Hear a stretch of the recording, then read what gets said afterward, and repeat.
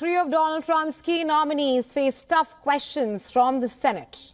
Trump nominated Kash Patel to head the FBI, Tulsi Gabbard as the head of National Intelligence, and Robert Kennedy Jr. picked to lead the Department of Health and Human Services.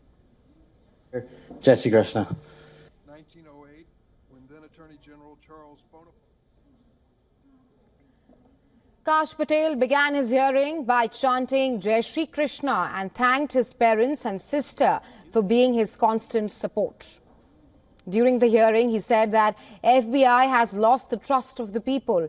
He vowed to keep the FBI out of prosecutorial decisions, keeping them instead with Justice Department lawyers. He said that he always rejects any violence against law enforcement, and he does not agree with the commutation of any sentence who committed violence against law enforcement. He goes on to say that the allegation leveled against him is unfair. I'd like to welcome my father, Pramod, and my mother, Anjana, who are sitting here today. They traveled here to get here from India. My sister's also here, Nisha. She also traversed the oceans just to be with me here today. It means the world that you guys are here. Jesse Grishna. I wouldn't be here today without their guidance, their unwavering support, and their relentless love.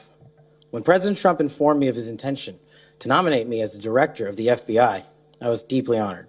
I have always rejected any violence against law enforcement, and I have, including in that group, specifically addressed any violence against law enforcement on January 6th, and I do not agree with the commutation of any sentence of any individual who committed violence against law enforcement. Any accusations leveled against me that I would somehow put political bias before the Constitution are grotesquely unfair, and I will have you reminded that I have been endorsed by over 300,000 law enforcement officers to become the next director of the FBI. Let's ask them. Meanwhile, Trump's pick for the head of National Intelligence, Tulsi Gabbard, faced criticism from Democrats and Republicans alike during her confirmation hearing, that focused on her past comments sympathetic to Russia, a meeting with Syria's former President Bashar al-Assad, and her past support for government and a past support for whistleblower Edward Snowden. Gabbard said that intelligence often has been false or politicized, leading to wars, foreign policy failures, and the misuse of espionage. She hit out at her critics, saying that she is not a puppet of any leader and is only loyal to God and the Constitution of the United States of America. She also criticized the U.S. intelligence for disastrous decisions that led to the death of thousands of American soldiers, millions of people in West Asia.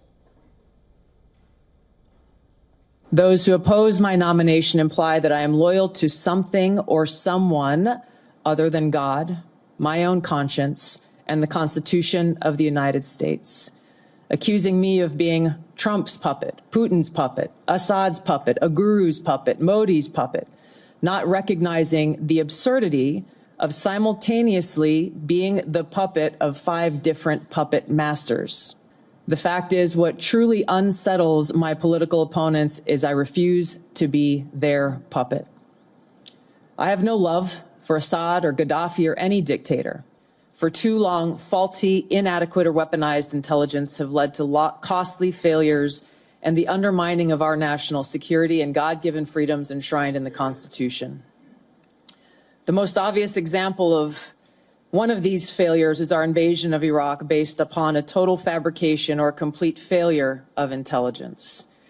This disastrous decision led to the deaths of tens of thousands of American soldiers, millions of people in the Middle East, mass migration, destabilization, and undermining of the security and stability of our European allies, the rise of ISIS, strengthening of al-Qaeda and other Islamist jihadist groups, and strengthening Iran.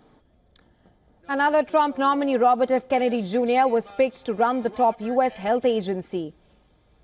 He argued that his views on vaccines were misrepresented in charged Senate Health Committee hearing. The hearing was the second in 2 days for Kennedy, during which he squared off with Democrats and some Republicans over his past comments on vaccines, abortion and COVID-19, among other topics. During wide range of questioning, Kennedy spoke on adjusting the previous statement, saying that he would support the U.S. children's vaccination schedule and research for bird flu and scientific data on vaccine safety.